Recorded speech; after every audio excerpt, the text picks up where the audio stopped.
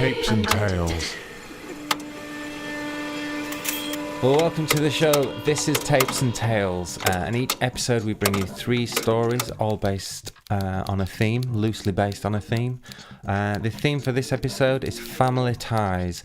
So we've got 3 stories for you all looking at the relationships between families. Stories today from Karl, Largen, Gareth, Heaton and Kate Feld. Tapes and Tales. The first story in today's episode is called An Everlasting Memory of Tears of Joy and Pain, and it's by Gareth Heaton. And Gaz just wanted me to give you a little bit of context on this. The story is his reimagining of the end of the film Best of the Best, which is a late 80s American kung fu film. If you've seen the film, some of Gaz's story might sound familiar. If you've not seen the film, I don't think you're missing much.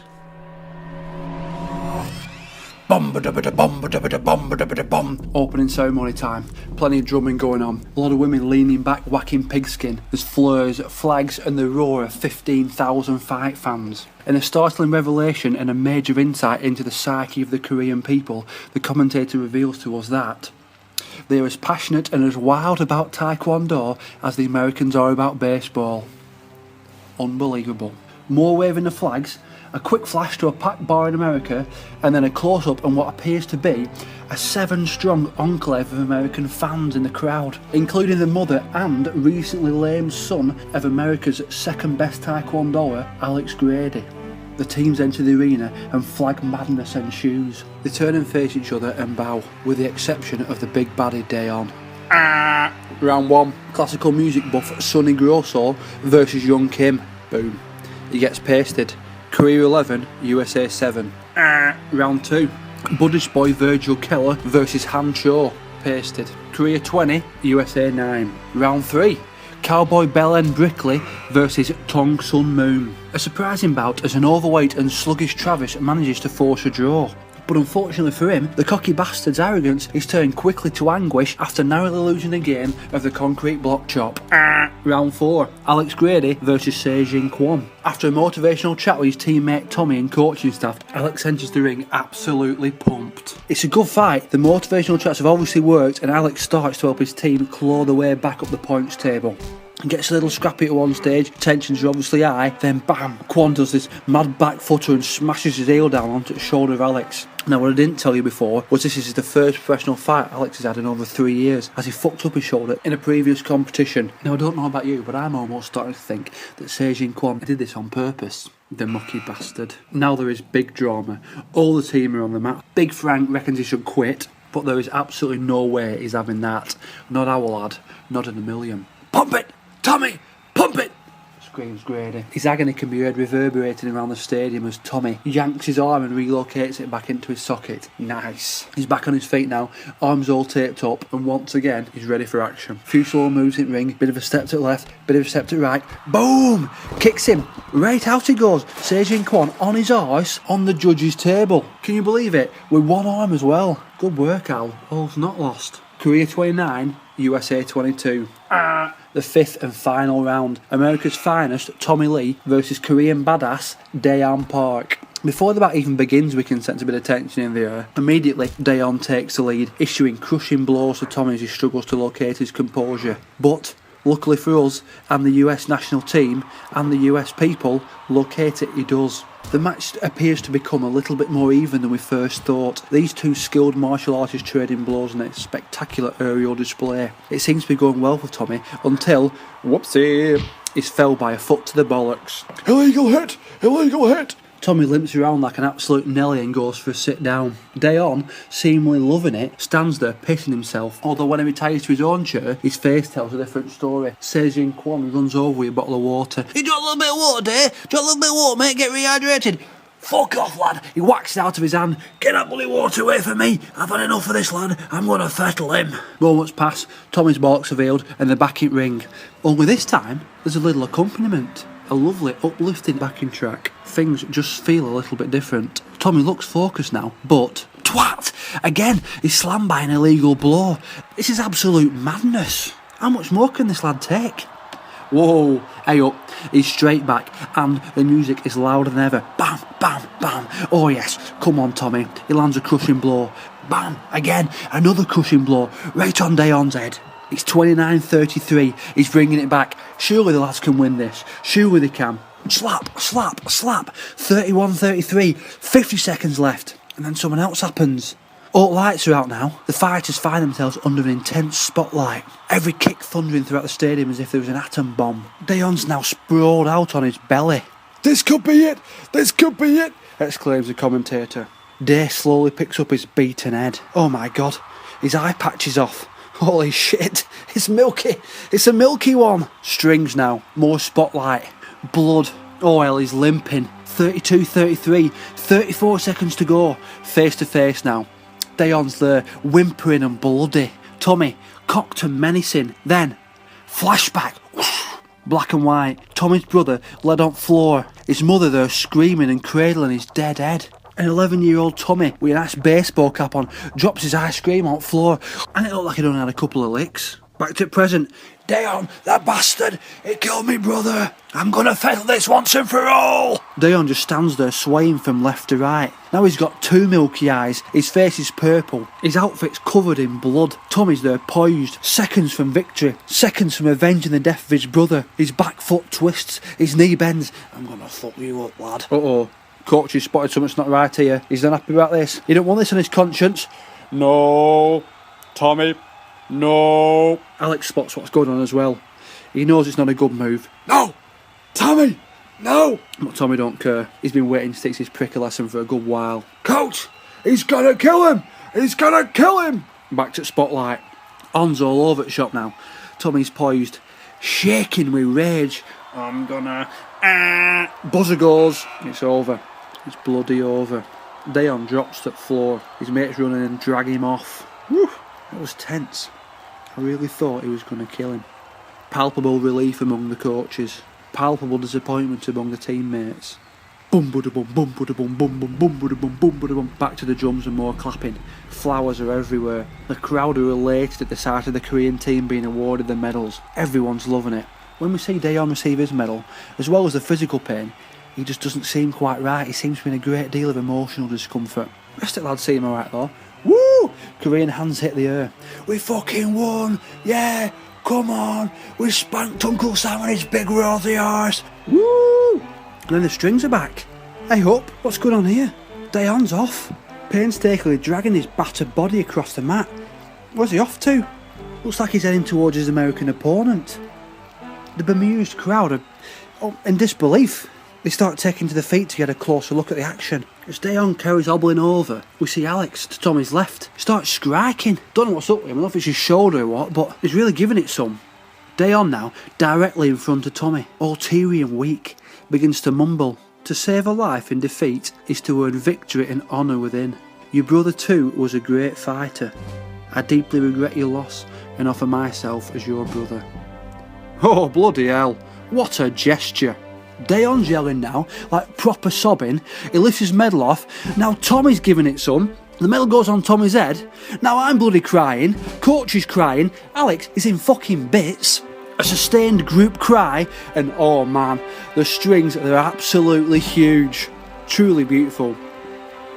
Yeah! The crowd are absolutely bloody loving this. They're going mental. Could this day possibly get any better? Hey up, what's going on now? What's this lad up to? Seijin Kwan's off! "Alexander Grady, Portland, Oregon. I know everything about you. Seijin Kwan, Seoul, Korea. I know everything I ever want to know about you."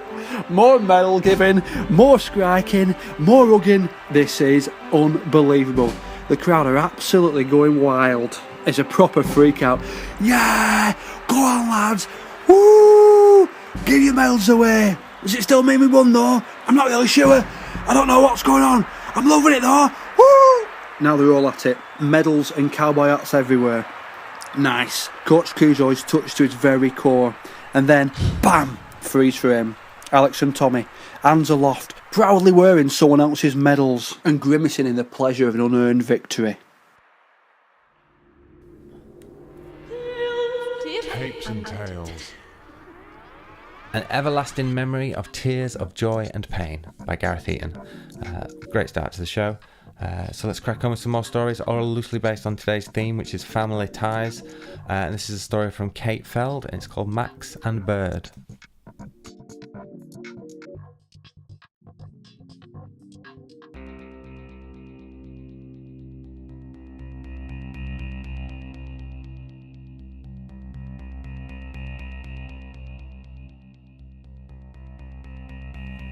Max and Bird.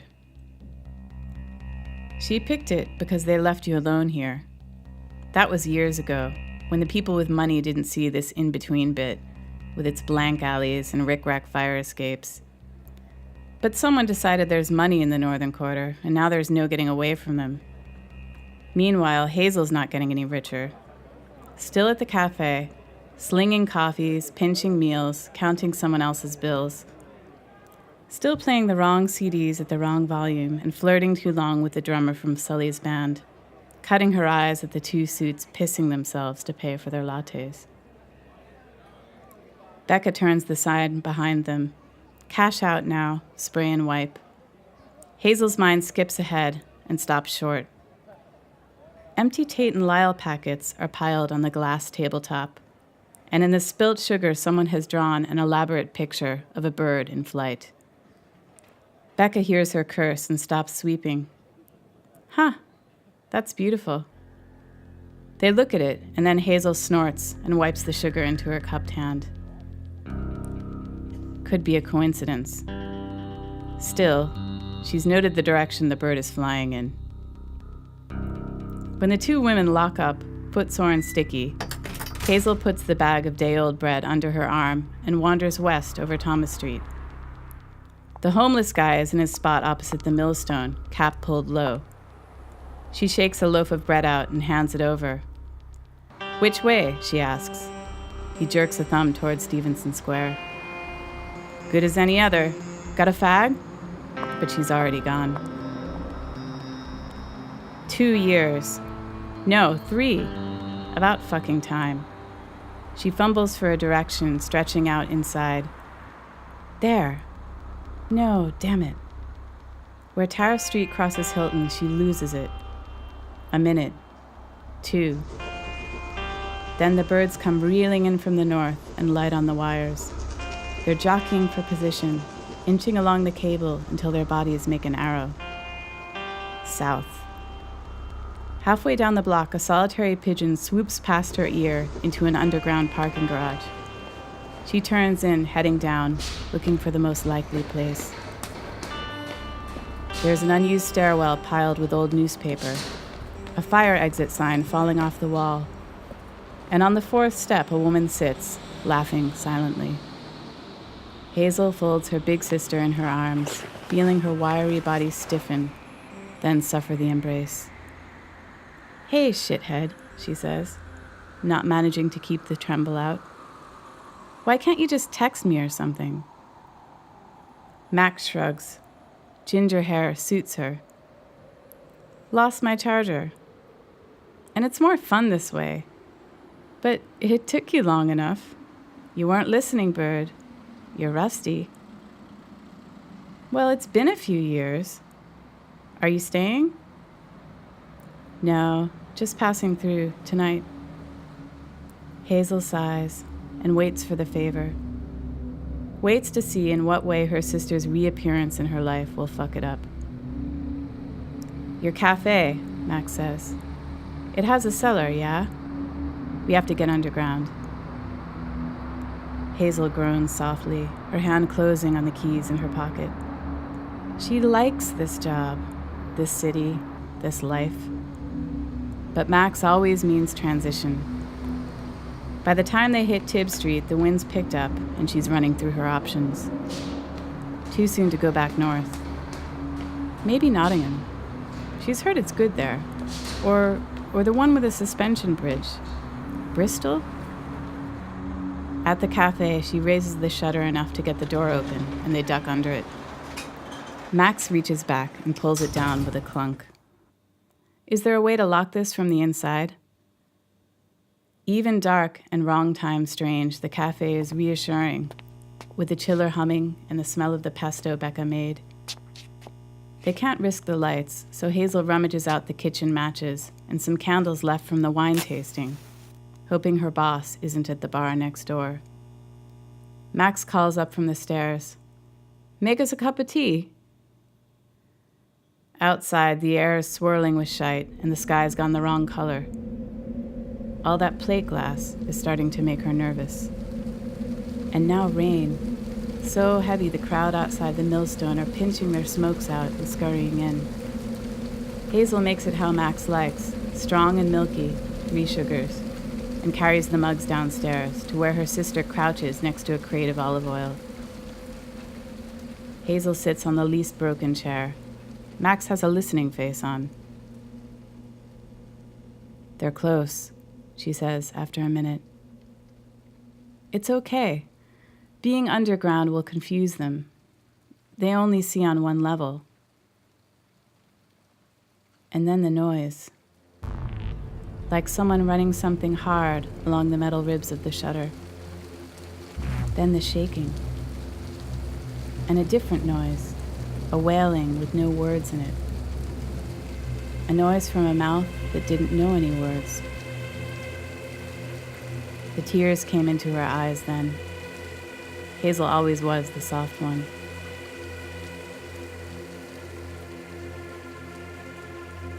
"Hey," Max whispered. "It's okay. You remember that game we used to play?" When they came out in the morning and saw what had been done to the pigeons, Hazel knew she had until dark. One day. The sun was making long shadows down Tib Street, and Max was fidgeting to be off. "You'll be all right, Bird," she said. "But don't stay long." Hazel watched her sister walk up Church Street toward the station, thinking how Max never did get "thank you." But who should be thanking who? She went back in to write a letter of resignation. They could send a check to her new place. Yeah, Bristol, she thought.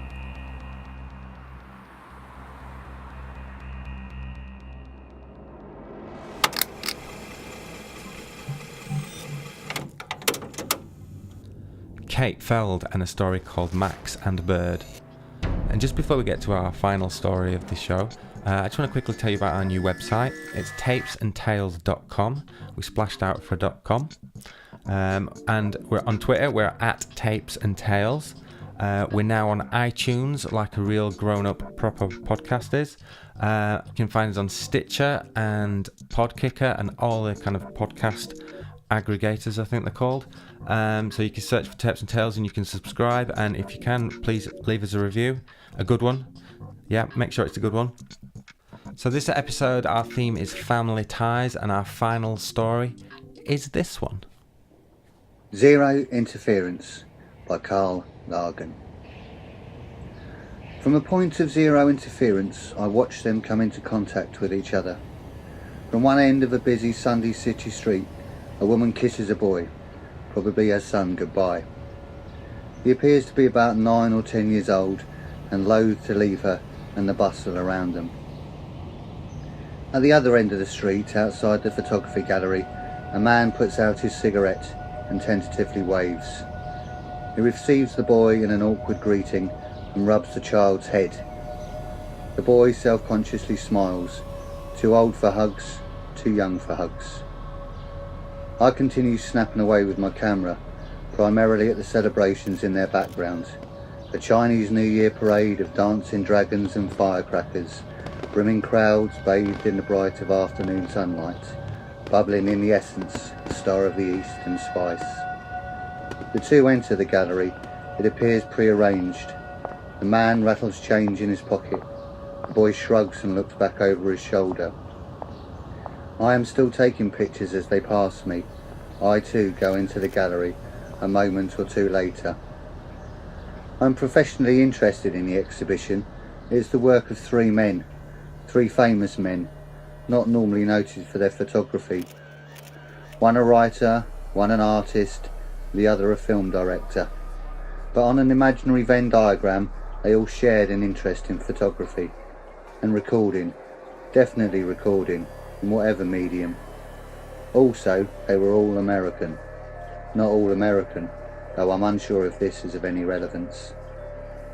The exhibition is spread over 3 floors. I encounter the apparent father and son again on the 2nd floor, ostensibly looking at the work leisure photos of the writer. The wall consists of snapshots of his friends and acquaintances, other writers, lovers, criminals. Cabinets contain his collages, and there are examples of words and images using cut-up techniques. I notice the child appears bored. I imagine he has seen enough already. The estranged father tries to engage with him. He points out a few to the initiated famous faces. They mean nothing to the boy. They drift apart. The boy ambles around and languishes against the walls, coming close to touching the exhibits, oblivious to their worth or to the concern shown by other patrons. As well as the visual exhibits, there is also a voiceover that intermittently fills the room. In the Midwestern drawl, the writer is articulating. Camera and recorder within range and limits can photograph and record without selection or distortion from a point of zero interference. Nearly all the photographs are black and white, taken with a handheld camera. They are not works of art per se, but they show us some of the intimacies of the writer's life, the influences of his style, the medium in use, and the times they were taken in. The man tells the boy as much, but to little effect. They skirt and shuffle round the curiosities. The boy briefly engages with a short series of photographs. The subject is an unmade bed. The accompanying blurb describes it as the post-coital scene with the writer and his lover, a male lover. The child is trying to take it all in, but doesn't fully understand what it is saying or indeed showing. There's a photo over there of a bed with something spilt on it, he tells his father. The errant man is initially buoyed by the child's apparent interest, but quickly returns to looking at the photos in front of him. He apparently doesn't want to be involved in that particular avenue of discussion. The boy wanders over to the window and looks outside across the balcony where there are dragons and drums and shops filled with sex and tattoos. His father tries to steer him back. Look, here's a photo of a man who wrote a book that changed my life. The boy stares past him. And what if you never changed your life again, I wonder, idly holding the camera around my neck. The father tries another tack. He took it with a simple point and shoot. I stand near to them and can see the child's abject disinterest in the frame's reflection. Point and shoot. The man clicks his fingers. Myself and the boy both blink. He was a great one for guns. He smiles as he looks the child in the face. He shot his wife. The child shrugs. Undaunted, the man continues. He shot her by accident. He was a great shot normally. You know the William Tell story? The boy shakes his head. You do, he remonstrates. The William Tell story, where the Swiss man shoots the apple off his son's head. The child huffs. She put a glass on her head at a party. They'd all been drinking and taking drugs. She put a glass on her head and said, "Show them your William Tell trick." She made him do it. The child stares past his father and focuses up at the crackle from the speakers. The camera achieves nirvana of critical acceptance. It rejects nothing, it clings to nothing, it fears nothing, it desires nothing, it hates nothing, it loves nothing. More animated by the interruption, the man carries on. He took his gun and missed the glass target. Nothing. Shot her in the head. The boy shrugs his shoulders. The man becomes more exasperated. And killed her. So what, the surly reply. The man grabs the boy by the arms and shakes him. Killed her dead. In front of their children? I am not alone in staring directly at them, but it is me who the child and the man stare back at. Acutely aware that on previous floors I have seen too many gratuitous photos of car crashes, I turn away and make my way out of the whitened gallery towards the exits. Camera and recorder are crude models of your own built-in equipment. You have all the screens you can fill and all the projectors you need. So turn the zero camera on yourself. Action, camera, right in the middle, of the middle. Having left the work of an ill-reputed reptilian cadaver, I'm encountered on a stairwell by a silver-haired, life-size cutout of the reclusive pop artist, pointing his 35mm Minox camera right at my very own self-shuttering eye level. Tapes and Tales. The theme of today's show has been family ties, and I want to thank our story writers today. That's Kate Feld, Gareth Heaton and Karl Largen. Tapes and Tales is produced by me, Dan Jagger, and the assistant producer is Dave Wilson. Thanks very much for listening, and we'll see you next time for some more Tapes and Tales.